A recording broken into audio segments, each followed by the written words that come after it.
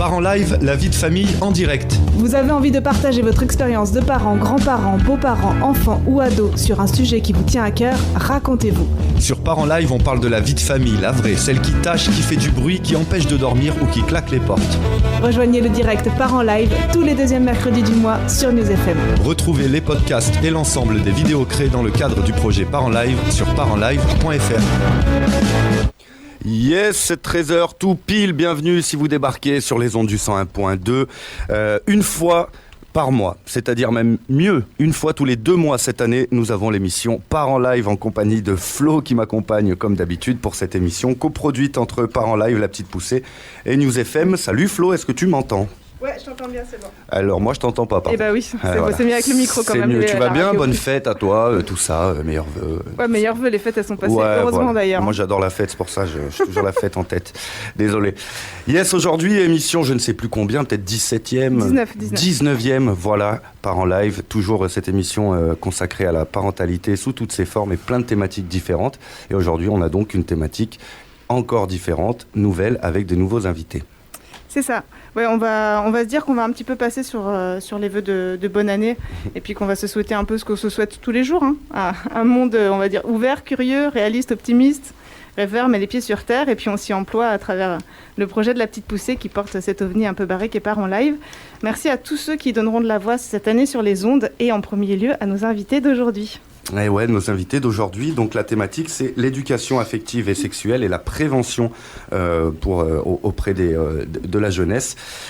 Pour parler d'éducation affective et sexuelle, nous accueillons Laure, professeure des écoles et directrice qui mène régulièrement des ateliers sur le sujet avec ses élèves en maternelle. Elle est mère de 2 pré-ados. Bonjour. 3 du coup. Bonjour. Ouais. 3 pré-ados, c'est ça. Ben 3, c'est mal noté sur mes fiches.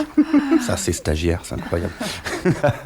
Bonjour Laure. Nous avons aussi Johanna, autrice, compositrice, interprète, qui aborde sans aucun détour ces questions dans ses spectacles, à destination des adultes, mais aussi des enfants.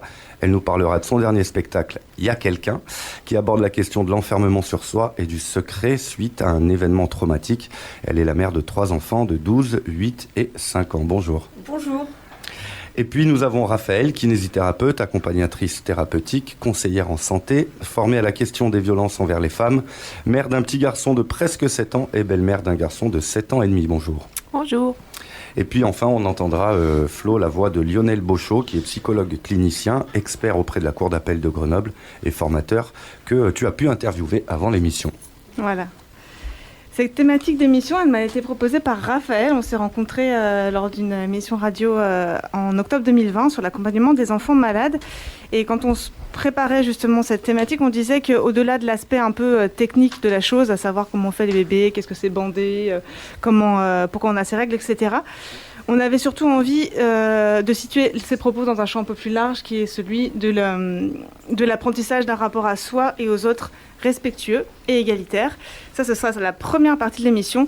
Puis après, on va se coltiner un sujet beaucoup moins fun, voire carrément tabou, mais qui est aujourd'hui un réel enjeu de santé publique, à savoir celui des violences sexuelles faites aux enfants. Trigger warning, assurez-vous quand même d'être dans de bonnes dispositions pour écouter cette deuxième partie. Voilà. Pour introduire cette question de l'éducation sexuelle et affective, pourquoi et comment on aborde ces sujets-là avec ses enfants, on va écouter Lionel Beauchot nous parler de prévention. Si on parlait aussi de la sexualité qui fait du bien, comment à la fois il est possible et on doit prévenir les enfants d'un certain nombre de risques, mais en même temps leur faire part aussi de ce qui est beau dans la vie. C'est une histoire d'équilibre. Parlons aussi que ce corps, voilà, pour soi, c'est un corps de découverte, c'est aussi un corps de plaisir, c'est un corps qui nous permet de faire plein de choses. Voilà, c'est-à-dire tenir ces 2 discours. Sinon, on est dans une prévention qui fait peur. Et si dans la prévention, on crée de la peur, je pense qu'on rate ce que l'on vise. Et on est même contre-productif.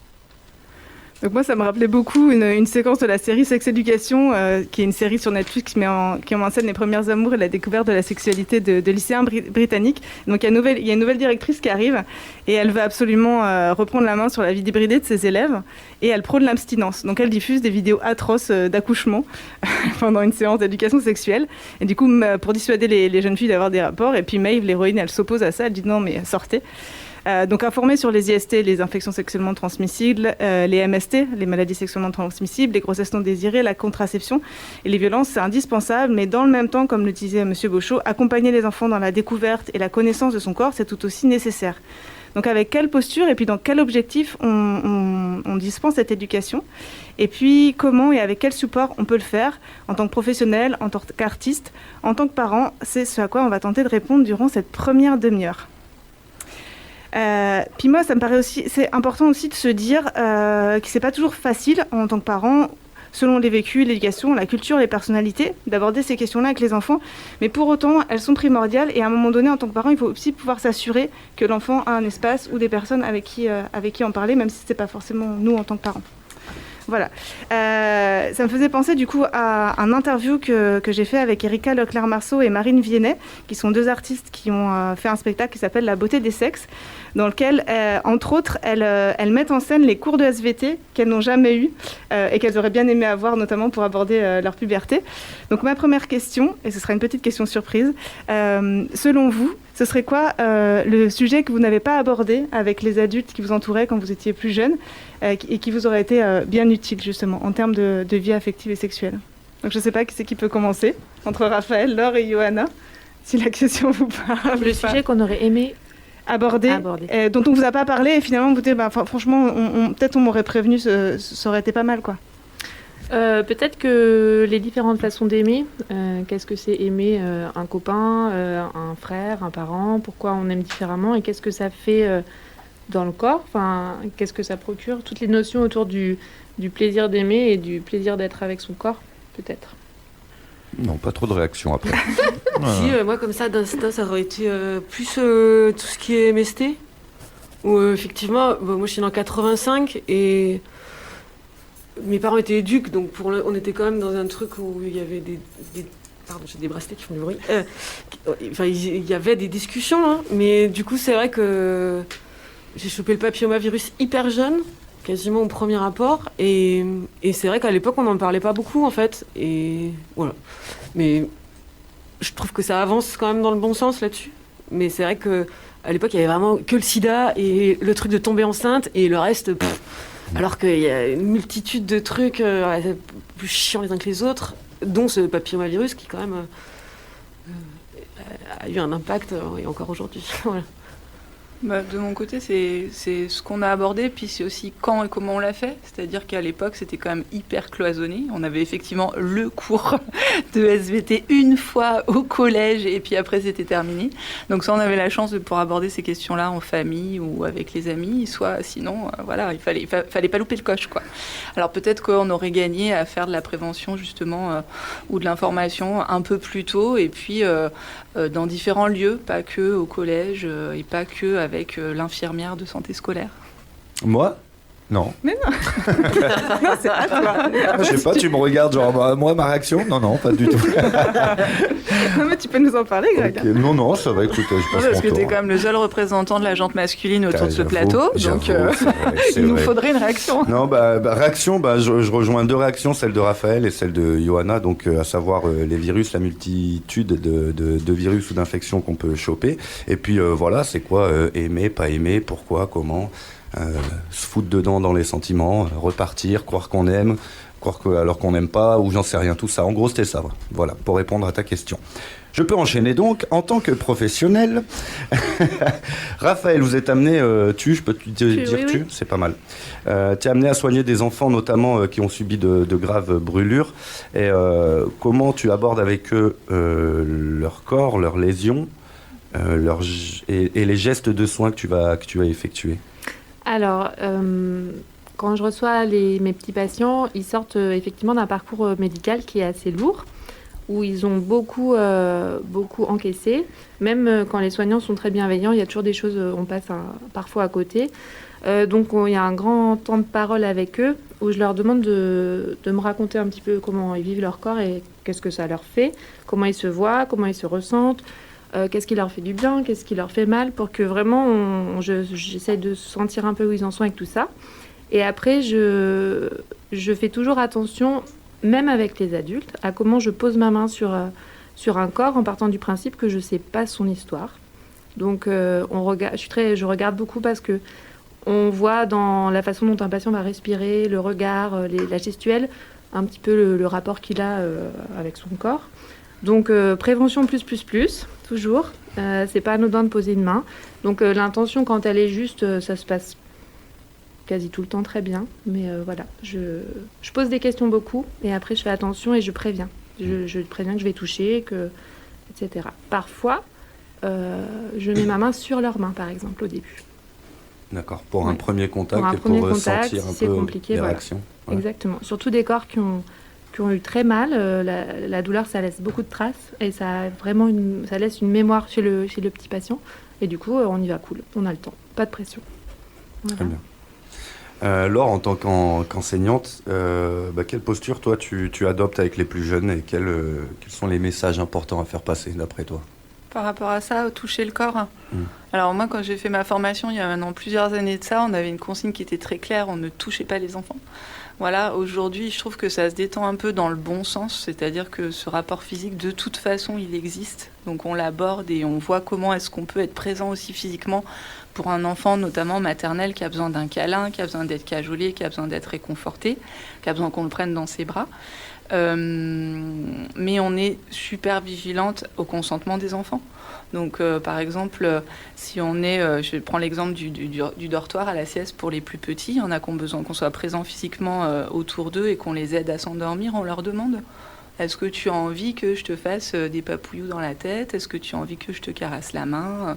Voilà. Donc, on n'est plus dans l'interdiction de ce rapport physique qui, de toute façon, existe, mais on est quand même, comme tu disais, Raphaël, dans la parole et puis dans la demande de ce consentement. Beaucoup de précautions à prendre, du coup, par la discussion en amont, tout ça. Ouais. Oui, puis ce sont des questions qu'on aborde à l'école aussi. Alors, moi, je suis aussi dans cette émission parce que j'avais échangé sur ce qui s'était passé dans notre école depuis l'année dernière et qu'on reconduit cette année, en fait. On fait une semaine qui s'appelle « Respecte mon corps », durant laquelle on a plusieurs ateliers, plusieurs interventions, en fait, qui sont prévues. Et on apprend à découvrir comment respecter le corps des autres et comment respecter son propre corps et qu'est-ce que le consentement à des enfants qui sont très jeunes, en maternelle, de 3 à 5 ans. Et justement, on apprend à poser les mots. Voilà. Donc, ça intervient aussi dans ce cadre-là. D'accord. Très bien. Tu pourras plus précisément en parler tout à l'heure sur la question de quels supports et quels outils on peut utiliser pour évoquer ces questions-là avec les enfants. Johanna, en tant que chanteuse, les thématiques de tes chansons, tout à la fois graves, à la fois lumineuses, pourquoi s'adresser de cette façon aux enfants ? J'ai jamais... j'ai toujours vu la musique comme un truc un peu revendicatif, en fait. Enfin, je sais pas. Je peux pas répondre à cette question, en fait. Okay. Je sais pas. Ça fait partie de mon ADN, je crois. Et puis, il y avait ce truc de se dire, en fait, si les gens n'ont pas envie qu'on parle de ce sujet-là, du coup, ça me motive encore plus pour en parler, quoi. Quand tu sens que c'est tu un peu, il faut le mettre sur la table quand même. Ouais. C'était quoi la question de base ? C'était la question, pourquoi s'adresser comme ça aux enfants ? Ou est-ce que tu Alors, c'est nouveau, C'est nouveau chez toi ? Ouais, il y a eu un premier spectacle pour les enfants, ce qui était sur les émotions. Ouais. Donc, voilà. Et là, c'est la thématique des enfermements. C'est tout nouveau. Le spectacle a eu sa première au mois de novembre. Et c'est parti du confinement, évidemment, mais parce que, je sais, parce que je trouvais que c'était bien qu'il y a eu MeToo, machin, tout ça, la parole s'est libérée chez les adultes, je trouve ça super, mais j'aimerais bien que la parole se libère chez les enfants aussi, en fait. Voilà, il y avait ce truc-là, et c'est vrai qu'un objet artistique, quel qu'il soit, un tableau, n'importe quoi, une pièce, c'est un prétexte pour parler, en fait, c'est un support de discussion. Ouais, c'est pareil, sur la question des supports et qu'est-ce qu'on peut utiliser avec les enfants, on va pouvoir développer comment est née l'idée de ce spectacle et puis qu'est-ce qu'il propose en fait. 2 fois de suite les mêmes questions, pardon. Non.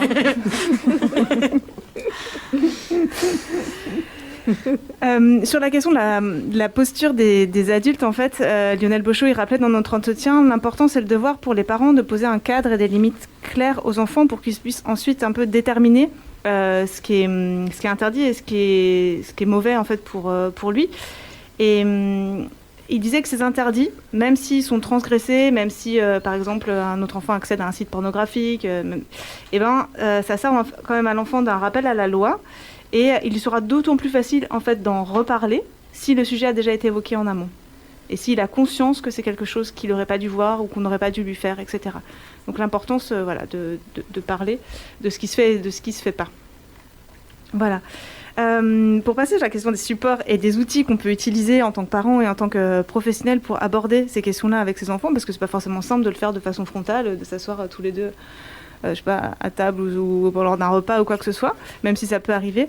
Laure, donc vous avez mené des animations avec le planning familial de Grenoble au sein de votre école.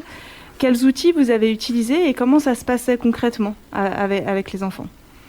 Alors, nous, on a organisé l'année dernière donc une semaine qui s'appelait Respecte ton corps. Et pendant toute cette semaine, on a organisé effectivement différents ateliers. On l'a fait parce qu'on a vu qu'il y avait un besoin. Et puis, un besoin et même un vide. C'est-à-dire qu'à un moment donné, il y a beaucoup de partenaires autour de l'enfant qui se renvoient un peu la balle. C'est-à-dire que c'est aux parents d'en parler. Oui, mais non, l'école, les parents pensent que c'est à l'école d'en parler. L'école se dit c'est au corps médical d'en parler. Voilà, donc finalement, on a eu ce besoin d'en parler parce que chez les enfants, c'est un sujet sensible et puis surtout, c'est un sujet quotidien. Quand on voit le manque d'intimité qu'il y a dans les écoles dû à des structures finalement au bâti, je veux dire, les écoles de Grenoble, il n'y a pas de toilette individuelle pour les enfants en maternelle, donc tout le monde fait pipi caca devant tout le monde. Alors il y a des enfants pour qui ça pose pas de problème, puis il y en a quand ils grandissent un peu, l'intimité ça devient important et il n'y a pas de moyen d'avoir cette intimité là. Et puis la grande section, c'est un petit peu l'adolescence de la maternelle. Donc quand on arrive au mois de juin, on sent que il y a des questions qui doivent être abordées. Donc on a décidé de se lancer avec une équipe motivée. Au cours de cette semaine, on a fait différentes choses. On a d'abord mis en place des débats philo autour pas mal de la question des genres. Qu'est-ce qu'être un garçon? Qu'est-ce qu'être une fille?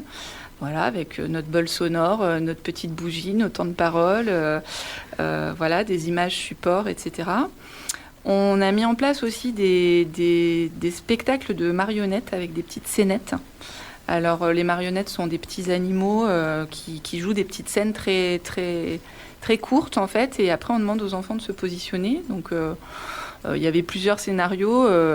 Celui qui a le plus fonctionné pour nous, entre guillemets, c'était l'histoire d'un petit ours qui fêtait son anniversaire et sa maman, il reçoit plein de cadeaux de la part de ses amis et à un moment donné, sa maman lui dit « écoute, petit ours, il faut que tu dises merci, fais un bisou ». Et puis petit ours, il veut pas faire de bisous à la mamie qui lui a offert un cadeau, il veut juste dire merci comme ça. Et puis la maman se fâche en disant que c'est pas normal, il faut absolument qu'il fasse un bisou pour dire merci. Et bon, il y a conflit entre le petit ours et sa maman. Et là, on s'arrête là et on demande aux enfants ce qu'ils en pensent. Bon, ils sont tous d'accord avec la maman. Il faut absolument qu'il fasse un bisou pour dire merci. Donc voilà, on fait émerger aussi un petit peu des idées préconçues, des stéréotypes. On en parle avec les enfants, on réfléchit à ça. Est-ce qu'on est vraiment obligé de faire un bisou pour dire merci? Est-ce que d'ailleurs, on est obligé de faire un bisou? Voilà. Est-ce qu'il n'y a pas d'autre moyen de se dire bonjour, de se dire merci, etc. Donc ça a très bien marché, les marionnettes. On a eu aussi donc l'intervention du planning familial qui est venu, qui a travaillé autour de chansons, autour d'albums, et puis qui a ouvert des échanges avec les enfants, des échanges de paroles. Voilà. Pendant toute la semaine, on s'est construit une bibliographie et on s'est appuyé sur ces livres pour ouvrir des temps d'échange avec les enfants. Et puis enfin, on avait travaillé sur une production commune, collective. On avait repris des silhouettes non genrées, en fait. On avait demandé aux enfants de décorer comme ils voulaient et de laisser les mots de la semaine, c'est-à-dire ce qui les avait plus impactés, ce qui les avait plus marqués. Il y avait beaucoup de choses qui étaient ressorties au niveau de leurs droits, de qui pouvait les toucher, qui ne pouvait pas, dans quel cadre c'était normal d'être touché et où et par qui. Et puis ces silhouettes, on les avait accrochées à un week-end devant l'école, façon grande lessive, là, les décorations des enfants, pour qu'il y ait un lien qui se fasse avec les parents. Donc les parents étaient venus, avaient regardé les silhouettes, avaient lu les mots d'enfants, on avait relayé ça sur le Padlet de l'école. Et c'est vrai que du coup, c'était l'ouverture de la discussion avec les familles, avec les adultes aussi. Et finalement, on s'était un peu dit à l'époque, c'est la première fois qu'on le fait, on avance un petit peu sur un terrain glissant. Et on a eu des super retours des familles. Voilà. Et les enfants ont énormément apprécié. Et encore aujourd'hui, 1 an après, pour ceux qui sont toujours à la maternelle, on voit qu'il y a des réflexes qui sont acquis, qui sont mis en place. Et on se dit que si on le fait chaque année, donc c'est le cas, on va le refaire cette année avec le planning familial et avec la santé scolaire de la ville de Grenoble qui va venir intervenir sur la question des genres. On se dit que voilà, c'est les petites pierres à l'édifice et que si l'enfant débarque en CP et que s'il n'a jamais entendu parler de ces problématiques au sein de sa famille, s'il l'a fait tous les ans en maternelle, il sera déjà un peu outillé. Et s'il lui arrive quelque chose, on espère qu'il aura déjà un peu des ressources pour se défendre. Donc ouais, si ça vous parle, faut pas hésiter à se rapprocher du planning familial pour mettre en place ce type d'animation, c'est leur travail. On vous mettra les coordonnées dans le descriptif de l'épisode. Et voilà. Yes, et on peut... écoute, je vais enchaîner, je vais continuer avec Johanna. Tu nous as parlé de comment est né ton spectacle sur l'enfermement, puis mettre les problèmes auxquels les adultes en parlent. On en parle entre adultes, et ce serait bien que les enfants en parlent aussi. C'est un peu ce qui a motivé ta création de ce spectacle, ou ce qui motive en tout cas le fait de parler. Est-ce que tu as des retours? Tu as déjà joué le spectacle? Est-ce que tu as des retours de parents ou de gens qui te font des retours?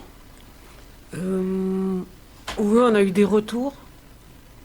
Comment c'est accueilli? Alors, nous, on a voulu exprès que ce soit pas un spectacle frontalement sur l'inceste. C'est-à-dire que, schématiquement, le lapin méchant, espèce de lapin garou, comme ça, qui vient faire chier la petite fille, ça peut être ça peut être d'autres choses, en fait. C'est-à-dire que un enfant peut... Ouais. Le lapin, ça peut être la maladie, ça peut être... C'est une symbolique, quoi. C'est une symbolique. Ouais. C'est vraiment... On n'a pas été dans un truc ultra frontal. C'est pas... Voilà, ça peut laisser... ça peut être ouvert à d'autres problématiques. Ça peut être le harcèlement, le lapin, ça peut être d'autres choses. Ça peut être les violences familiales. C'est pas forcément... moi, j'y ai mis mon passé, mais... Et moi, je sais ce que j'ai mis dedans. Mais ça reste ouvert, donc... qu'on a eu des retours, oui, bien. Après, il y a vraiment une question de comment récolter la parole des enfants après un spectacle, qui reste pour moi assez pour l'instant non résolu, parce qu'en fait, dans les scolaires, alors, peut-être vous voyez, les gamins viennent, il y a le spectacle, après c'est fini, souvent ils nous demandent de faire des bords plateaux. Alors il y a 150 gamins, puis tout le monde pose des questions, puis en fait c'est des questions instinctive sur ce qu'ils ont vu, en fait. Donc c'est comment ça se fait que ça, qui c'est qui fait ça, comment ça c'est possible, et puis mais ça, le mythe du gamin qui va lever la main puis qui va dire moi mon tonton il me touche, j'y crois pas une seconde sur un bord plateau, en fait. Du coup il y a un truc sur comment comment on peut accompagner sur les scolaires après coup, et ça malheureusement, en fait, nous, notre boulot, il s'arrête. Ouais. C'est plus votre boulot, quoi. Ouais, c'est ça. C'était un peu utopique de croire que chaque salle allait organiser un coin après le spectacle, donner du sirop aux enfants, qu'on discute tous ensemble. Ouais. Voilà, ça j'aurais bien voulu que ça se fasse, mais les gens sont pas encore prêts, je crois. Mais globalement, c'est quand même bien accueilli, ou par les parents, les retours que t'en as, ou quoi, Alors, mais globalement, comme tout ce que je fais depuis 15 ans, c'est soit les gens adorent, soit les gens détestent. Donc voilà, ça reste dans la même lignée. Et au moins, il se passe quelque chose. Voilà. C'est pas neutre. Mais les gamins, ils apprécient, parce que je pense que c'est assez vivant, en fait. Puis je pense qu'ils n'ont pas forcément l'habitude de voir ça. Puis dans les sons même qu'on utilise, dans la forme, c'est assez... on n'est pas sur un truc gentillet, quoi. Je pense qu'il y a vraiment des... il y a des réactions assez fortes. On les trimballe un peu où on a envie pendant 45 minutes, quoi. Donc tu peux nous rappeler dans le spectacle, vous utilisez à la fois l'ombre? On utilise le théâtre d'ombre, pour toutes les scènes de jeu où les comédiens peuvent pas aller, quoi. Comme les marionnettes, ou voilà. Là, on est allé sur le théâtre d'ombre. Et après, c'est de la musique, donc du chant. Et voilà. Belle création. Le spectacle, il ne sera pas pour tout de suite sur l'agglo grenobloise, mais il est à retrouver au festival Momix, dimanche 6 et lundi 7 février à Kingersheim. Je ne sais pas si je le dis bien. Kingersheim, peut-être. Si, c'est super. Ouais, pas mal, je suis content, merci. Et au festival Polisson, les mardis 8 et mercredi 9 février à Montbrison, ça n'a pas de problème pour le dire, dans le 42, et le 6 avril à Boulogne-Billancourt. Johanna, tu tournes également avec 2 autres spectacles qui s'appellent Marmot, chansons pour enfants à partir de 8 ans, et Deuxième sexe pour les adultes. Ouais. Voilà, plus d'infos à te retrouver sur les réseaux, je pense, j'imagine. Ton site, johanna.fr et les réseaux. Ouais. Voilà, pour toutes les informations, si vous voulez aller suivre et prendre vos gages pour les spectacles à venir. Ouais, du coup, là, c'était un peu aborder la question sur le volet pro. Après, en tant que maman, en tant que parent, vous, comment dans le quotidien, dans quelle situation, avec quelles intentions vous échangez avec vos enfants sur ces sujets-là? Tu voulais rajouter quelque chose, Je Johanna? voulais juste rajouter un truc sur ce truc de prévention, en fait. C'est vrai que la volonté de ne pas avoir un spectacle trop frontal avec un mono-sujet, c'était aussi ce truc de se dire, mais s'il y a des enfants qui ne sont pas concernés par cette thématique, mais pas du tout, puis qu'ils ne soient pas... Enfin, je veux dire, qu'on n'impose pas le thème, par exemple, des attouchements à un gamin qui, a priori, n'a pas besoin... Enfin, ce que je veux dire, c'est que c'est... Voilà, j'avais envie d'un truc assez large, de manière à ce qu'on n'impose pas quelque chose à un gamin qui n'est pas concerné par ça, et puis qui n'est peut-être pas prêt aussi. Enfin, il y a des enfants qui voilà, on n'aborde pas tous notre taux de corps, notre sexualité au même moment ou de la même manière. On n'a pas tous la même temporalité. Et c'est le cas pour tous les apprentissages, que ce soit la lecture. Mais c'est le cas aussi pour les rapports humains et la sexualité et tout ça. Et je pense que c'est ce qu'il disait, effectivement, il ne faut pas avoir peur. Mais en même temps, voilà, c'est quand même casse-gueule aussi d'aller... je pense que vous avez dû aussi flipper avec j'allais dire festival, mais c'est pas un festival, mais ouais, la semaine thématique. Non, mais ouais, c'est vrai qu'en fait c'est toujours ce truc. Et puis si le gamin, ça lui donnait une idée, enfin je sais pas, je trouve ça très très compliqué. Mais ouais. Après, je pense qu'ils prennent aussi ce qu'ils ont à prendre. Moi, je vois dans la bibliothématique qu'on avait, on a un album qui s'appelle Petit doux n'a pas peur, qui est un album qui raconte l'histoire d'un petit ours qui joue avec un gros loup, qui a un gros museau pointu, qui lui met partout et que ça lui fait mal. Donc, en tant qu'adulte, nous, on a énormément de mal à lire ce bouquin, qui est clairement très rattaché, qui est hyper frontal. Ouais. Et en réalité, les enfants ont pris à leur mesure, avec leur histoire, ce qu'il y avait à prendre. Et du coup, on s'est aperçu que c'était nous, en tant qu'adultes, qui nous mettions nos propres limites, mais que les enfants recevaient très bien cette histoire. Effectivement. C'est ce qui se passe sur notre spectacle. C'est que les parents vont avoir vraiment la lecture ici et vont sortir de là en disant « Oula !» Et les gamins, pas du tout. Enfin, Et après, pour rebondir sur ce que tu disais tout à l'heure, c'est-à-dire le manque de retour, en fait, par rapport au spectacle, moi, ce qui m'a plu dans la semaine qu'on a faite l'année dernière avec l'intervention du planning familial et cette année avec l'intervention des travailleuses sociales et des infirmières de la santé scolaire de Grenoble, c'est ce maillage. C'est-à-dire de se dire que, en fait, il ne faut pas être isolé par rapport à l'enfant quand il y a des problématiques comme ça. Il faut qu'il y ait vraiment un maillage qui se fasse entre des gens comme toi, voilà, qui font de la prévention ou sous forme d'art, d'autres qui vont être dans l'institution, école, c'est mon rôle, d'autres qui vont être dans la santé, voilà, d'autres dans la communication, comme tu le fais toi. Et pour moi, la réussite de l'accompagnement de l'enfant, elle est là-dedans, justement, pour revenir à ce que j'ai dit, qui m'avait manqué peut-être moi durant ma propre enfance, c'est d'avoir un maillage autour de moi où l'enfant puisse trouver des réponses selon avec qui il se sent le plus à l'aise et que nous, on ne reste pas seul, isolé par rapport aux questions de l'enfant. Oui, puis du coup, la place aussi des parents.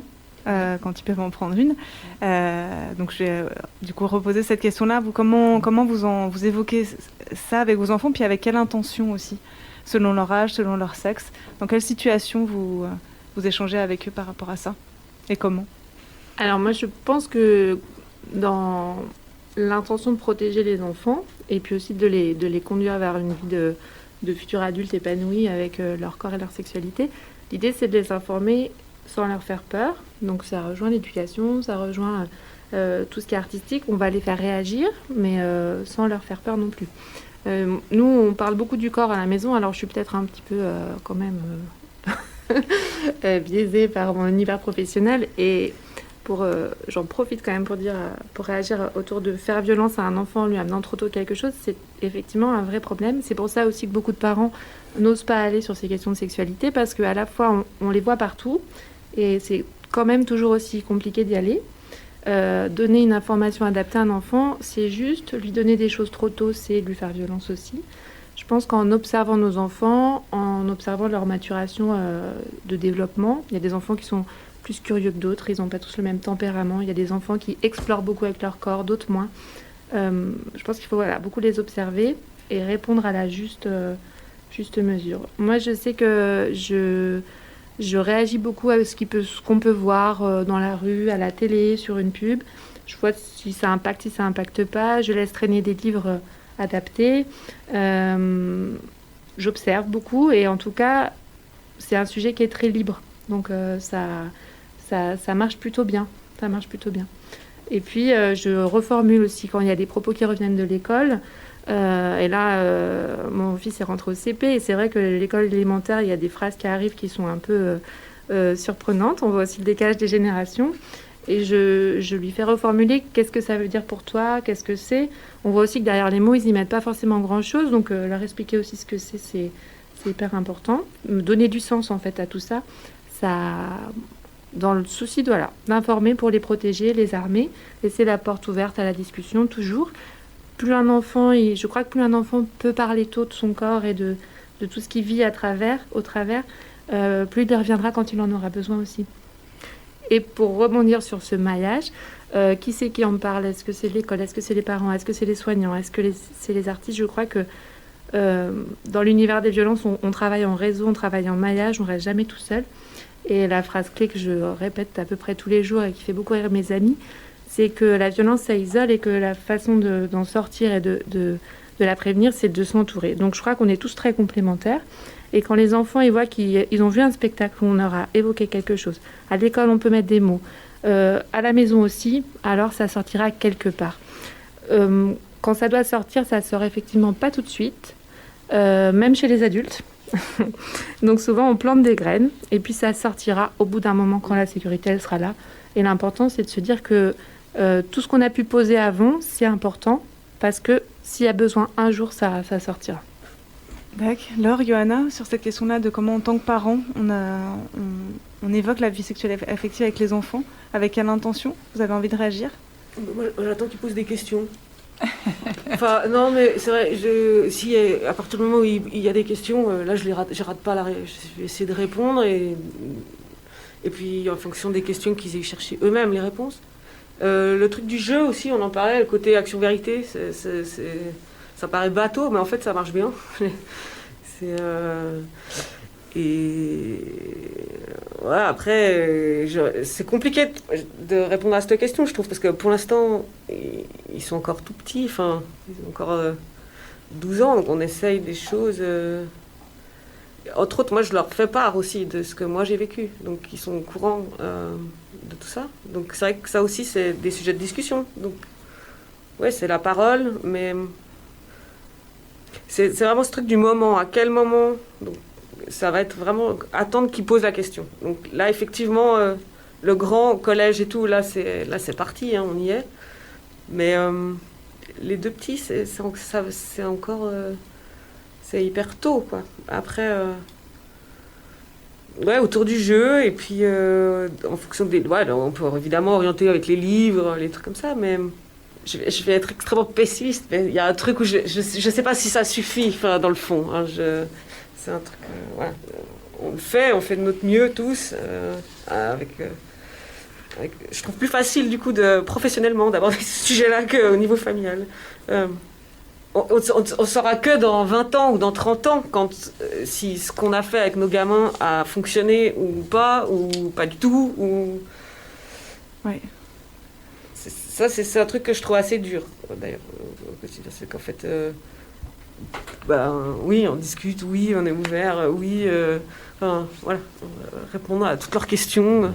Effectivement, il y a des trucs là, c'est vrai que, oui, il y a des questions qui viennent de leur part. Est-ce que c'est vrai que les filles mettent les zizi dans la bouche et tout? Donc oui, on va répondre comme on peut à tout ça, mais en ce qui concerne vraiment la problématique de l'inceste, je sais pas si ça suffit. Oui, moi je suis assez d'accord sur le fait de ne pas anticiper leurs besoins, parce que parfois on a tendance à le faire. Voilà. Et par contre, laisser un espace de parole, mais c'est valable sur ce sujet-là et sur plein d'autres. Hein. À partir du moment où ils se sentent en confiance en famille, sentir qu'en fait il n'y a pas de tabou, mais effectivement, c'est intéressant de les laisser venir sur ces questions-là, mais de s'assurer qu'ils soient suffisamment en confiance avec nous pour pouvoir effectivement se confier. Voilà. Après, moi je vois ma plus grande fille, elle a 15 ans, ma seconde a 13 ans. Comme tu disais en tout début d'émission, je trouve que ça avance quand même dans le bon sens. Je veux dire, aujourd'hui, tu parlais toi aussi de sex education. Enfin, je veux dire, c'est quand même des choses. Aujourd'hui, il y a une parole libérée que nous, on n'a pas connue. Voilà, par rapport à plein de problématiques. Et ça, c'est positif. Voilà, parce que autant moi, j'ai aussi laissé traîner des bouquins avec mes enfants plus petits. J'ai aussi soit provoqué des conversations, soit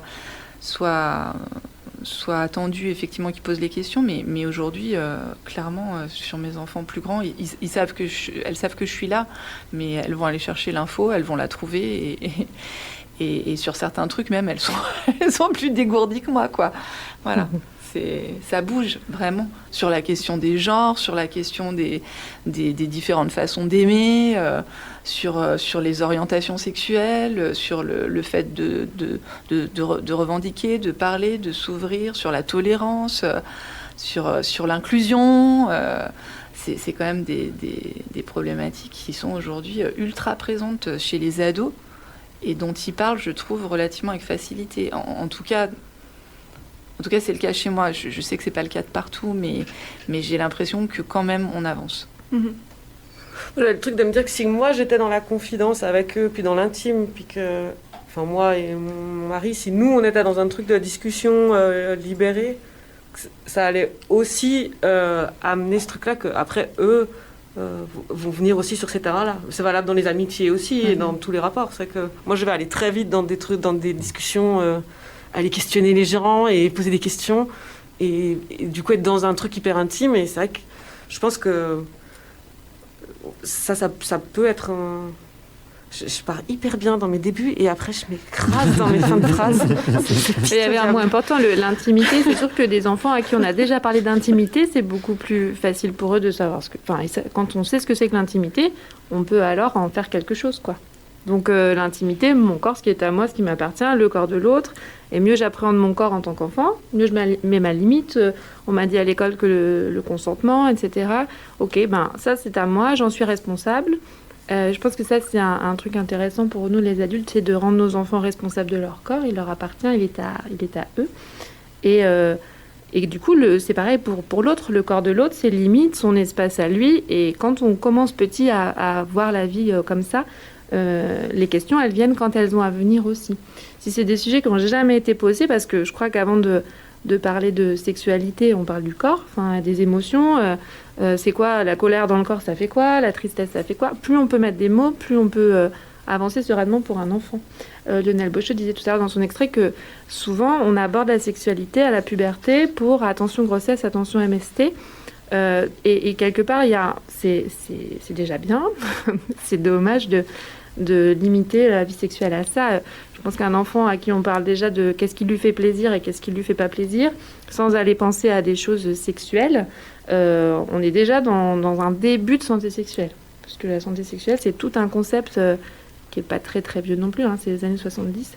Mais ça, c'est au-delà, c'est pas que les MST, c'est pas que la violence sexuelle. La sexualité, c'est plein d'autres choses. Et on est d'accord que parler de sexualité avec un enfant, c'est pas aller lui parler de rapport sexuel. Forcément, c'est trop tôt. Mais par contre, il y a plein d'autres choses à lui raconter sur la gestion de son corps, les explorations, ce qui lui fait peur, tout ça. Et effectivement, dans les familles où on parle avec les enfants, on les regarde jouer avec son corps, ça commence là. Il y a des enfants qui ont pas forcément le droit de jouer avec leur corps en tombant, en roulant, en sautant. ça commence là, la peur. On peut voir chez des ados qui ont des conduites à risque, qui se mettent en danger, qu'en fait, ils n'ont pas forcément le droit d'explorer avec leur corps, d'aller jouer librement. Il y a une profession qui est super intéressante pour parler de toutes ces questions, c'est les psychomotriciens. Et vous avez l'occasion de parler avec des psychomotriciens, ils sont passionnants parce qu'ils peuvent vraiment nous aider dans ces questions-là quand on galère avec son enfant et qu'il faut s'entourer parce qu'évidemment, c'est pas facile. C'est des professionnels qui peuvent beaucoup apporter, par exemple. Très bien, on va devoir clôturer cette première partie. Tout à fait. Nous, du côté de Parents Live, on vous mettra donc la bibliographie que Raphaël a préparée. Vous pouvez aussi vous rapprocher des bibliothèques qui sont en général bien pourvues de ce côté-là. Et nous, on vous recommande tout particulièrement la collection « Et si on en parlait » d'Andrea Bescon, qui est connue pour son spectacle « Les Chatouilles », qu'elle a créé en 2014, qui a été adapté au cinéma en 2018, où elle y parle de son parcours d'enfant puis d'adulte traumatisé par le viol, en gros du déni à la résilience. Et puis ces petits livres, ils visent à aider les enfants à parler de tout sans tabou. Il y a 3 tranches d'âge différentes, 3, 6, 7, 10, 11 et plus. Et puis, cette série, elle est aussi déclinée en podcast, qui est disponible sur les plateformes d'écoute. Et ils abordent aussi écran, harcèlement, tout ça. Voilà, c'est vraiment plus ouvert que simplement sur la sexualité et l'affectivité. On vous mettra aussi le lien du Padlet du spectacle La beauté des sexes, qui regorge de ressources, d'ouvrages, de vidéos, de podcasts pour tous les âges. Et puis, côté parents, n'hésitez pas, Raphaël le redisait, à vous rapprocher de la protection maternelle et infantile, des professionnels de santé, si vous n'arrivez pas à échanger avec votre enfant. L'essentiel, c'est de vous assurer que ce dernier accède à des adultes et des professionnels compétents en la matière et qui puissent parler de tout ça. Voilà. On se retrouve tout à l'heure, très vite, après ce morceau.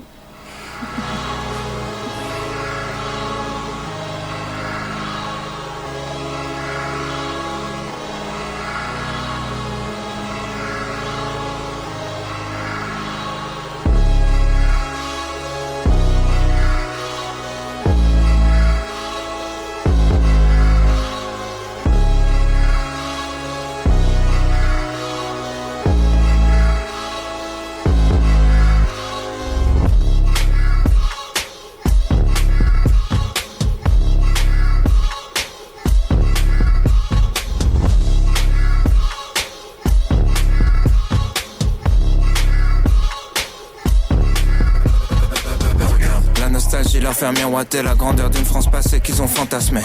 L'incompréhension, c'est dire ceux qui voient leur foi dénigrée sans qu'ils aient rien demandé.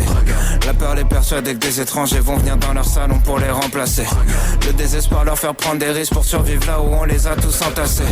La paranoïa leur faire croire qu'on peut plus sortir dans la rue sans être en danger. La panique les pousser à crier que la terre meurt et personne n'en a rien à branler. La méfiance les exciter, dire qu'on peut plus rien manger, qu'on a même plus le droit de penser. La haine les faire basculer dans les extrêmes, allumer l'incendie tout enflammé. L'odeur de l'essence. L'odeur de l'essence. L'odeur de l'essence. Les jeux sont faits, tous nos leaders ont échoué. Ils seront détruits par la bête qu'ils ont créée. La confiance est morte en même temps que le respect. Qu'est-ce qui nous gouverne, la peur et l'anxiété? On s'autodétruit, on cherche un ennemi. Certains disent c'est foutu, d'autres sont dans le déni. Les milliardaires lèguent à leurs enfants débiles. L'histoire appartient à ceux qui l'ont écrite. Plus personne écoute, tout le monde s'exprime. Personne change d'avis que des débats stériles. Tout le monde s'excite parce que tout le monde s'excite. Que des opinions tranchées, rien n'est jamais précis. Plus le temps de réfléchir, tyrannie des chiffres. Gamin de 12 ans dont les médias citent les tweets. L'intelligence fait moins vendre que la polémique. Battle Royale, c'est chacun pour sa petite équipe. Connard facho, connasse hystérique. Tout est réel, tout est systémique. Dès qu'un connard fait quelque chose de mal quelque part, le monde entier devient susceptible. Les coupables sont d'anciennes victimes. Le cercle du mal jamais fini. Tout dégénère, tout est cyclique. Pas de solution que des critiques. Tout le monde est sensible, tout est sensible. Tout le monde est sur la défensive. Sujet sensible, personne sensible. Sensible, sensible, sensible. Tout est sensible. Tout le monde est sur la défensive. Sujet sensible, personne sensible. essentiel. Tout le monde baisse tout le monde, veut faire le petit train. Une discussion sur deux, c'est quelqu'un qui se plaint. Pendant que le reste du monde souffre pour qu'on vive bien. Les parents picolent, c'est les enfants qui trinquent. Accident de bagnole, violence conjugale. L'alcool est toujours à la racine du mal. Rien rempli plus l'hôpital et le tribunal. On n'assume pas d'être alcoolique, c'est relou d'en dire du mal. On prend des mongols, leur donne des armes. Appelle ça justice, s'étonne des drames. Pris dans un vortex infernal. On soigne le mal par le mal et les médias s'en régalent. Que des faits divers, pour le renard vipère. Soit t'es pour ou soit t'es contre, tout est binaire. Les gratteurs de buzz flirtent avec les extrêmes. Depuis que les mongols sont devenus des experts. Entourés de mongols, l'empire mongol. On fait les mongols pour plaire aux mongols. On va tomber comme les mongols, comme les égyptiens, comme les romains, comme les mayas, comme les grecs. Faut qu'on reboot, faut qu'on reset. On croit plus rien, tout est deepfake. Face à l'inconnu dans le rejet. Mélange de peur, haine et de tristesse. Nos contradictions, nos dilemmes. Corrompus, je suis né dans le système. Personne avance dans le même sens, tout est inerte. On voit qu'une seule forme de richesse. Prendre l'argent des gens, c'est voler, sauf quand c'est du business. Génération Z, parce que la dernière, ça se voit clairement qu'on n'a pas connu la guerre. Tous les vieux votent, ils vont choisir notre avenir. Mamie vote Marine, elle a 3 ans à vivre. Youtubeur fasciste, pseudo-subversif. Voilà ce qu'on a quand on censure les artistes. Rien n'avant jamais, nombreux se radicalisent. En manque de repères, ils se perdent dans la nostalgie d'une époque où d'autres étaient déjà nostalgiques. D'une époque où d'autres étaient déjà nostalgiques. D'une époque où d'autres étaient déjà nostalgiques. D'une époque où... Putain, les moutons veulent juste un leader charismatique. Aucune empathie, tout est hiérarchique. L'école t'apprend seulement l'individualisme. On t'apprend comment faire de l'argent, pas des amis. Si le président remporte la moitié des voix, c'est que les 2/3 de la France en voulaient pas. Pas besoin de savoir c'est quoi le Sénat pour voir que les vieux riches font les lois.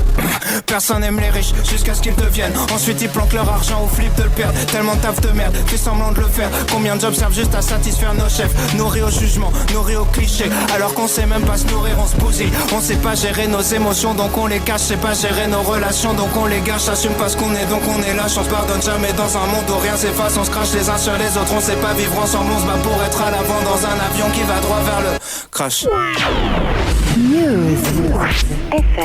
News FM. On est de retour dans ce Parents Live numéro 19 consacré à l'éducation sexuelle et la prévention aux violences sexuelles, Flo. Ouais, j'espère qu'on va pas tout de suite se cracher comme nous a dit Orelsan dans la fin de son morceau, quand même. Même si on va pas aller on va aller un peu dans le dur quand même pour cette partie-là, qui aborde donc les violences sexuelles faites aux enfants, comment mieux les repérer, comment les signaler, comment in fine accompagner et surtout protéger les enfants. Je me suis appuyée sur les travaux du docteur Muriel Salmona, qui travaille depuis de nombreuses années à visibiliser les violences qui sont faites aux enfants. Et en fait, sur son site Mémoire traumatique et victimologie, elle a une petite formation interactive qui fait 30 minutes. On vous mettra le lien, qui est hyper clair et qui fait vraiment une mise à jour qui est nécessaire. La première fois que j'ai entendu parler d'elle, c'est dans un podcast qui s'appelle « Ou peut-être une nuit », qui a été réalisé par Charlotte Pudlowski et qui est produit par Lui Média. Et dans ce documentaire très fouillé, on aborde frontalement la question de l'inceste, le silence des victimes et des témoins qui entourent cette réalité, et puis l'impunité dont jouissent les auteurs. Donc dans ce podcast, on dénonce le système juridique et sociétal qui autorise cela. Et elle dit quelque chose qui est important et que moi je m'étais jamais représenté les choses comme ça. Elle dit il faut arrêter de parler de pédophilie, il faut parler de pédocriminalité parce que la plupart du temps les actes pédocriminels sont des viols de circonstances, d'aubaine, et que par ailleurs les personnes n'ont pas forcément une appétence particulière pour les enfants, mais ont aussi une sexualité avec d'autres adultes, et en fait l'enfant est disponible, plus faible, et c'est pour ça que ça se passe. Donc ça, c'était une première chose qui m'avait marqué dans ce podcast. Et puis dans le même temps, il y a eu le livre de Vanessa Springora, Le consentement, qui est sorti, La Familia Grande de Camille Kouchner, qui donnait vraiment à voir l'actualité des propos. Bref, une grosse start, mais nécessaire pour ouvrir les yeux sur l'indicible. Ce que dit surtout Muriel Salmona, c'est que les violences sexuelles faites aux enfants, elles sont fortement sous-estimées et encore trop souvent tolérées. On revient sur la question de quel système fait en sorte que ce soit encore trop souvent non jugé, par exemple. On va écouter Lionel Beauchot sur cette question-là. Lorsqu'un enfant fait part et raconte qu'il a été victime de violences, et de violences sexuelles en particulier, dans la très grande majorité des cas, et des études ont été faites là-dessus, sur ce qu'on appelle les allégations de violences subies, dans la très très grande majorité, l'enfant dit quelque chose qui est vrai. Il peut parfois se tromper sur l'auteur, parce que l'événement a été tellement violent qu'elle a pu brouiller ses repères, ce qu'on appelle le traumatisme, le trauma, mais effectivement dans la très grande majorité des cas, on sait dans plus de 95% des cas, l'enfant dit quelque chose de vrai. Voilà, donc si déjà on a ce repère-là, si déjà on sait que statistiquement, l'enfant ne peut pas inventer, dans la très grande majorité des cas, une violence subie, eh bien effectivement nous allons l'entendre, nous allons créditer sa parole, ce qui permet malheureusement la répétition des violences sexuelles de génération en génération, c'est le secret et le non-dit. Donc partons du principe que lorsque l'enfant dit quelque chose, et même s'il le dit mal, ou il le dit à moitié, effectivement, il nous dit quelque chose qui est certainement vrai. Alors pas forcément dans une vérité judiciaire, une vérité qui serait une vérité de gendarmerie ou de police, mais il dirait en tout cas d'une violence qu'il a subie. Charge après aux services spécialisés, gendarmerie et police, de faire un travail d'enquête, mais en tout cas l'enfant nous dit qu'il y a quelque chose de grave et de violent qui lui est arrivé.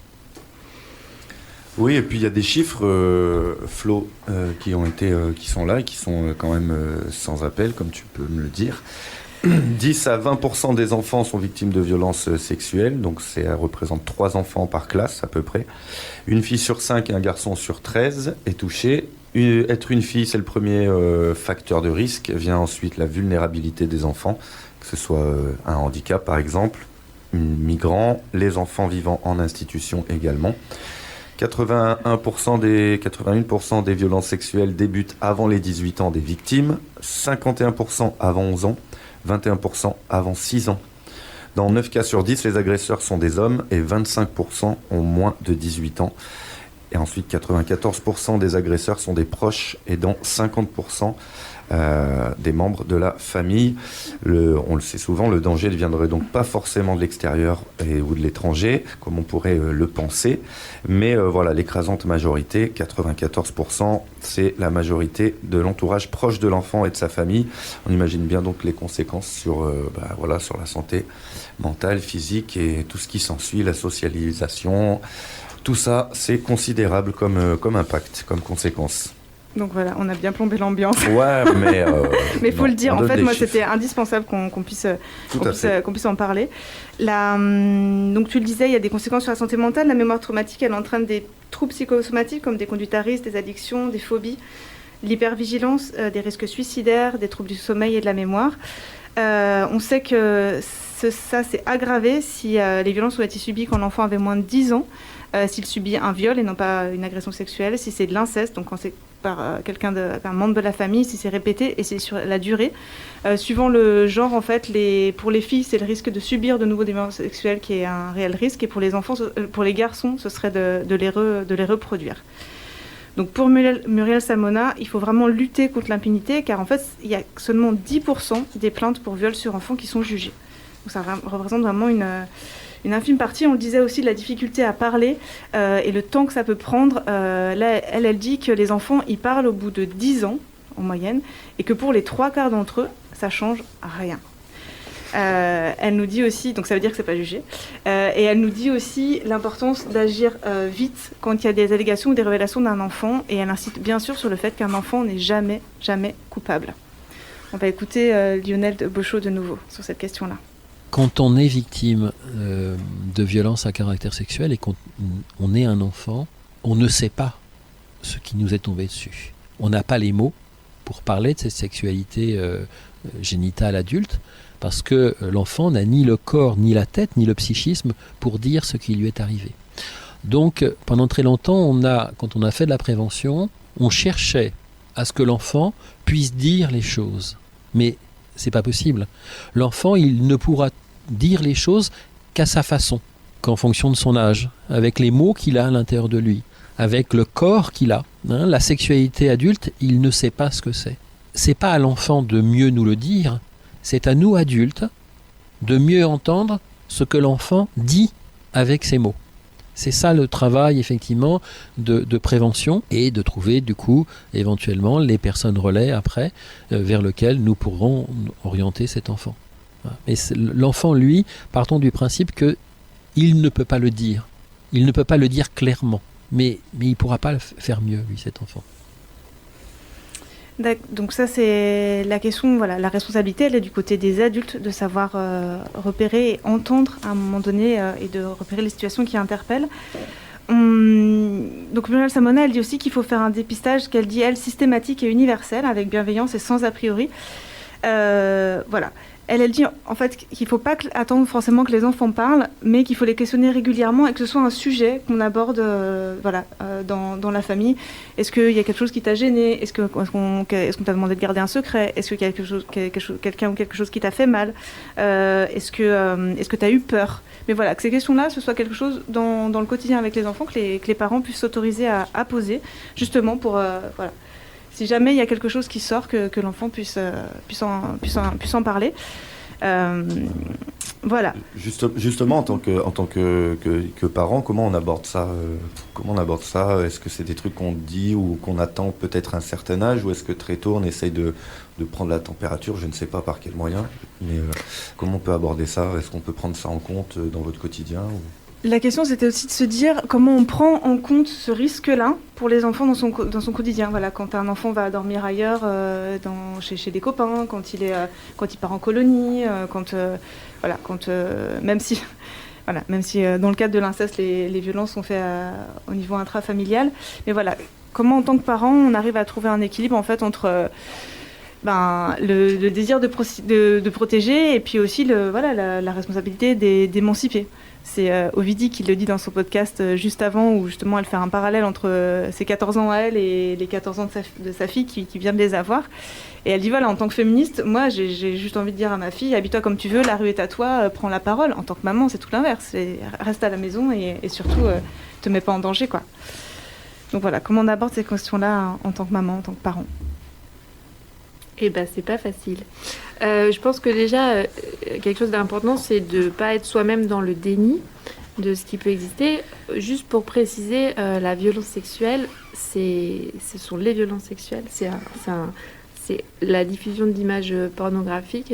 Un enfant qui va voir ou entendre des choses inadaptées pour lui, c'est déjà de la violence sexuelle. C'est important pour moi de le préciser parce que souvent, ce qui se passe, c'est que les gens ne se sentent pas forcément concernés parce que derrière violence sexuelle, ils voient les crimes, les viols, et que tout le reste, du coup, ça ne les concerne pas. Je dis ça parce que pour en parler beaucoup et tous les jours au travail, c'est tellement désagréable, tellement pénible, et on n'a pas envie que ça existe, qu'on a tendance à être tous dans le déni.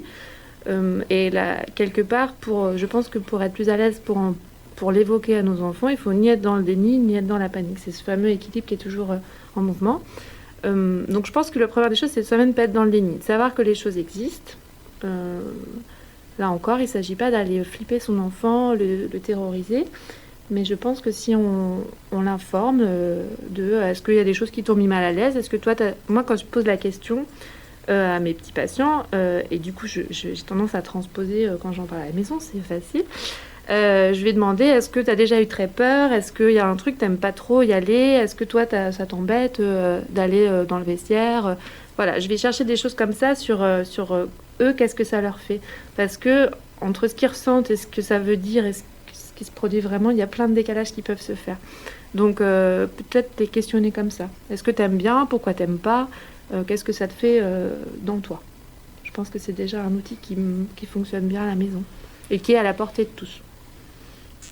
Et puis, alors, j'en profite, par rapport au trauma et au questionnement systématique, même chez les adultes, moi, je questionne systématiquement mes patients et mes patientes sur les violences. Alors, j'ai fait des études pour ça, où on nous a appris à poser la question, parce que les soignants ne sont pas formés aux violences. Donc, c'est quand même une démarche, c'est pas facile. Puis après, une fois qu'on pose la question, il faut quand même recevoir la réponse. Et c'est encore un autre sujet. Mais donc quand je suis sortie de mes études, j'ai posé la question systématiquement. Et en fait, il y a des fois c'était oui, il y a des fois c'était non, il y a des fois c'était non, mais c'était pas si clair. Bon. Et j'ai changé ma question et comment je la pose. Et je la pose jamais de la même façon. Mais je fais pareil avec les enfants. C'est-à-dire que je les questionne systématiquement avec ce vocabulaire-là. Est-ce que tu as déjà eu très peur ? Est-ce que tu as déjà eu très mal ? Est-ce que tu as des choses dont tu ne te rappelles pas ? Et ce qui est important de savoir aussi, donc Muriel Samoula qui est psychiatre, elle en parle très bien, c'est que une personne qui a vécu un traumatisme, elle ne va pas le raconter spontanément, même adulte. Et c'est en posant la question, en posant les questions, en allant chercher qu'on va avoir une réponse. Donc effectivement, c'est important, mais simplement. Oui, nous, simplement, à l'école, on n'est pas du tout dans cette posture-là. On est dans une posture où on va recevoir les informations et où, justement, nous, on n'est pas du tout censé questionner. Nous, on est censé alerter, faire appel au maillage, justement, qui existe, parce que, comme tu l'as dit, Raphaël, tu as été formé à ça. Tous les soignants, d'ailleurs, ne le sont pas forcément. Et nous, en aucun cas, on est formé à ça. Et on ne va pas, en fait, surajouter aux difficultés en venant imposer à l'enfant un questionnaire qui ne sera pas adapté. Donc en fait, nous, à ce moment-là, il faut qu'on soit dans la vigilance, dans l'observation, et ensuite qu'on passe le relais en fait aux gens qui sont plus formés que nous et dont c'est le métier. Voilà. Après, à l'école, on fait aussi des signalements en cas de doute. C'est là où on intervient, mais voilà quelle est notre posture. En tous les cas, on ne va pas à la pêche aux informations. Mais si on a le moindre doute, il y a tout un protocole. On peut aussi, si on sent que l'enfant n'est pas en danger, en parler aux parents. En premier lieu, c'est pas quelque chose qui est évident à faire, mais on sait aussi qu'en général, alors je parle plus de violence que de violence sexuelle, mais souvent quand la parole est posée auprès des parents, ça s'arrête. On a tendance à croire qu'en réalité, ça va entraîner des conséquences négatives pour l'enfant, et c'est souvent le contraire. Néanmoins, il faut qu'il y ait une vigilance après sur le long terme qui soit installée, parce que ça peut s'arrêter un moment et recommencer plus tard. Johanna, est-ce que tu as envie d'ajouter quelque chose sur ça, sur comment on prend en compte ce risque-là dans son éducation avec ses enfants, et comment on aborde en fait à la maison? Non, c'était bien ce qu'elle a dit. Ouais, non. D'accord. On va écouter Lionel Bochot sur les situations qui peuvent interpeller justement. À quel moment on peut se dire, bon bah là, il faut peut-être qu'on aille chercher un peu, peut-être qu'on aille creuser un peu. Ce à quoi on doit être vigilant, et là je pense aux parents et aux professionnels d'ailleurs, c'est les changements importants de comportement d'un enfant. Je pense par exemple à un enfant qui est plutôt un enfant tonique, qui tisse des liens facilement avec les autres enfants, qui d'un seul coup effectivement va aller à l'école, par exemple je pense à l'école maternelle, ou à la crèche, et puis d'un seul coup les professionnels constatent que cet enfant d'un seul coup il est replié, il se cache, il semble avoir peur, enfin son comportement exprime un changement important. Donc ça c'est une première chose. Ceci dit, on peut un jour être différent d'un autre parce qu'on est triste, parce que voilà. Donc la première chose, c'est un changement de comportement important qui dure et qui s'installe durablement et pour lequel on ne trouve pas d'explication logique. D'accord. Je pensais pas que ça arrêtait là. D'accord. D'accord, non, mais... Il ne t'entend pas, Flo. Mais du coup, moi, je veux bien rebondir là-dessus, Florence, parce que, tu vois, il parle des professionnels et il parle de l'école, notamment, parce qu'évidemment, on passe énormément de temps avec les élèves. Et nous, là, on est dans la demande d'être formés, c'est-à-dire repérer ces signaux. C'est quelque chose qu'on pourrait nous apprendre à faire. Parce que là, on a le protocole, effectivement, en cas de crise, qu'on connaît tous, mais on sait qu'il existe des signaux qui sont repérables. Et voilà, nous, là, on fait la semaine Respecte ton corps, etc. Mais une vraie formation sur ces sujets-là, quand on entend les statistiques, et nous, c'est aussi pour ça qu'on avait fait la semaine Respecte ton corps, parce qu'on s'était dit, mais alors, ça veut dire que dans nos classes, on a au moins 1 ou 2 enfants en maternelle qui sont confrontés à ça. Donc c'est là qu'on s'est dit, allez, on le fait toutes les années, mais on aimerait être un peu plus outillés sur le sujet, et c'est vrai que pour l'instant, ça viendra sans doute, comme beaucoup de choses, mais ça prend du temps. Et on aimerait pouvoir avoir des formations sur ce sujet-là, avoir des intervenants qui viennent nous apprendre justement à détecter les signaux, à repérer les choses, etc. Donc ça, c'est des choses que vous voudriez mettre en place? Dont on aimerait pouvoir bénéficier, voilà, on aimerait, on a des formations, on a de la formation continue en tant qu'enseignant, et vous pour avez l'instant, déjà des trucs, ouais, non, voilà, pour l'instant, on n'a pas, pas, voilà. Alors après, on peut se mettre en contact, nous, avec, à Grenoble, on a une santé scolaire municipale, et en tout cas, moi, sur le secteur où je suis, c'est des gens super, qui sont hyper impliqués, et qui peuvent venir à la demande, mais ce qui serait bien, c'est que l'école, qui est quand même ce lieu d'accueil universel, les enseignants et les personnels qui travaillent dans l'école puissent être un peu plus formés sur comment repérer les signaux chez un enfant qui a subi des violences sexuelles. Les signaux spécifiques. Et, pardon. Non, mais moi, c'est ce truc de... Approche-toi un peu, s'il te plaît. Pardon. Merci. Une fois que les signaux sont vus, etc., une fois que le truc est repéré, qu'est-ce qui se passe? Moi, c'est plus ce truc-là que je trouve où il y a quand même une énorme lacune. Mais avant, à l'époque, elle était dans la loi. Alors, je connais pas les changements qu'il y a eu, et puis je connais pas la loi française hyper bien non plus.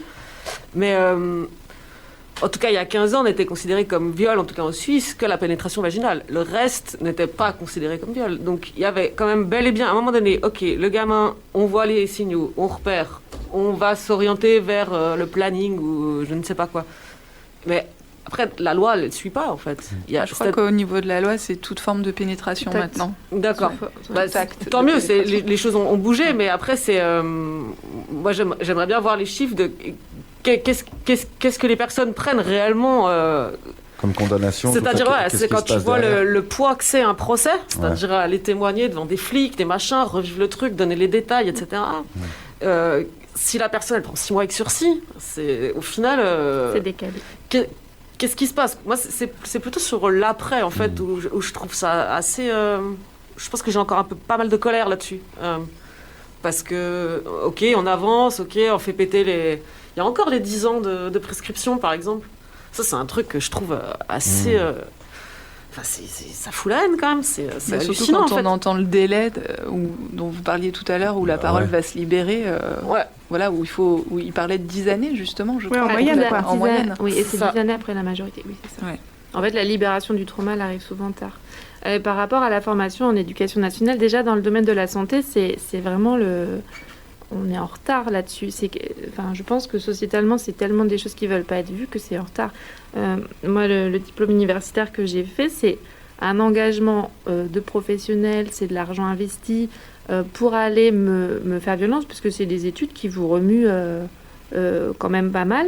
Donc, c'est vraiment un engagement, une volonté, mais ce n'est pas des choses qui étaient de mon temps dans mes études de soignant. Là, par exemple, au niveau de ma profession, on a un conseil de l'ordre qui a beaucoup travaillé avec l'AMIPROF. L'AMIPROF, c'est la mission interministérielle qui lutte contre la traite des humains et les violences faites aux femmes. Ils ont travaillé et maintenant ça rentre dans le cursus dans les instituts de formation en kiné. C'est des choses qui commencent à se mettre en place. Au niveau des médecins, il y a aussi des choses qui se mettent en place. On commence à vraiment voir apparaître des choses autour de ces questions-là, mais c'est encore lourdingue et en retard. Donc effectivement, c'est un gros dossier à investir, et notamment au niveau de l'enseignement et de tous les publics qui sont confrontés aux enfants. Je pense aussi à une discussion que j'ai eue récemment avec une avocate qui travaille dans les mœurs et donc qui est tous les jours avec ces victimes de violences, notamment sexuelles, au tribunal, et qui des fois me décrit des signes des victimes qui sont des signes cliniques qui, moi, m'évoquent plein de choses, et je me rends compte qu'elle n'a pas non plus les outils. Donc je pense qu'il y a vraiment plus on en parle, plus on va mieux on va former les gens, plus on va dépister les choses, en parler, plus on aura aussi là-dessus un discours sans tabou, plus on aura une justice qui peut-être bougera. On a une justice qui ne se bouge pas encore assez fort, ils sont débordés, c'est une catastrophe. Il y a un autre truc que je voulais dire qui est intéressant, c'est qu'ils commencent aussi, ces auteurs de violences, il y a la justice qui doit faire quelque chose, et il y a aussi le soin, parce qu'on se rend compte que voilà, c'est aussi des gens qui ont dans leur parcours de vie des carences dans leur développement psychomoteur et moteur et psychologique. Et là aussi, on peut avoir des actions dans le soin. Et c'est intéressant aussi de... Je n'ai pas compris, le soin pour les victimes ou pour l'agresseur? Pour l'agresseur aussi. C'est-à-dire que c'est des gens qui sont à être punis par la loi et qui sont aussi à être soignés, parce que c'est des gens, il faut aussi en faire quelque chose et les accompagner là-dessus. Donc il y a pas beaucoup de choses qui bougent en même temps, mais c'est encore trop lent. C'est ce que j'avais dit à Lionel Beauchot dans l'entretien, dans l'intégralité, on peut l'entendre. Je dis OK pour protéger les victimes, mais qu'est-ce qu'on fait pour dissuader les auteurs? Oui, c'est ça. En fait, il faut agir sur tous les plans. Et par exemple aussi au niveau des victimes, le soin il est compliqué, parce que le traumatisme il va faire des victimes qui sont éclatées. C'est-à-dire que la prise en charge d'une victime de trauma, de psychotraumatisme, elle est dense, il faut agir sur plusieurs facettes. C'est un grand parcours qui est long, qui est fatigant, qui prend du temps, qui nécessite plusieurs corps de métier. Et ça aussi, plus on va en parler, plus on va lever les tabous autour de ça, plus on va avoir des solutions qui sont intéressantes pour les victimes. D'accord. On va conclure tranquillement. Moi, je voulais juste vous parler d'une petite vidéo qui est sortie il n'y a pas très longtemps, qui s'appelle Le Loup de Maïlan Chapiron. Donc, c'est une vidéo très explicite et pédagogique pour expliquer ce qu'est une agression sexuelle et inciter les enfants à en parler. Donc elle est conseillée à partir de 4 ans, cette vidéo. Après, je vous conseille quand même de la regarder avant pour estimer si vous pensez que votre enfant est capable à partir de 4 ans de la visionner, ou si vous attendez un peu plus tard, ou si vous prenez que des bouts. Mais en tout cas, voilà, elle a le mérite de poser des mots très clairs. Et c'est important aussi de citer, pour la question du signalement, le numéro vert est gratuit, qui est le 119, donc, et qui permet, Allô Enfants sans danger, qui permet d'être en lien directement avec un professionnel qui sont censés orienter en fonction de ce qu'on a vu. Est-ce que c'est des révélations qu'a fait l'enfant ? Est-ce qu'on pense que l'enfant est en péril imminent ? Est-ce qu'on fait une information préoccupante parce qu'on a des inquiétudes mais sans révélation particulière ? Donc voilà.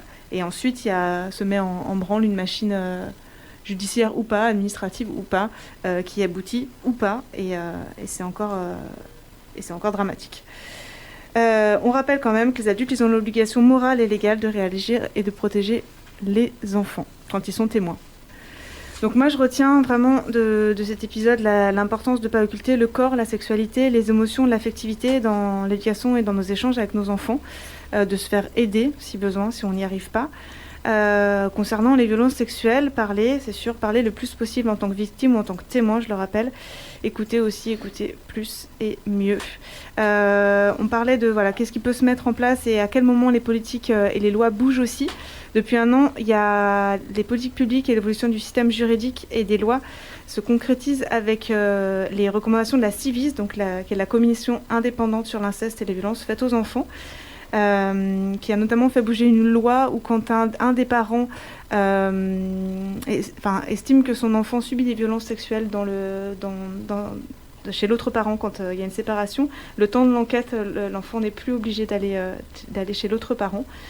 Donc il y a des petites avancées au niveau de la loi. La CIVIS, elle lance un appel à témoignage avec le hashtag témoigner protégé, qui rappelle donc ce qu'on disait, que le silence entraîne la répétition et protège les auteurs.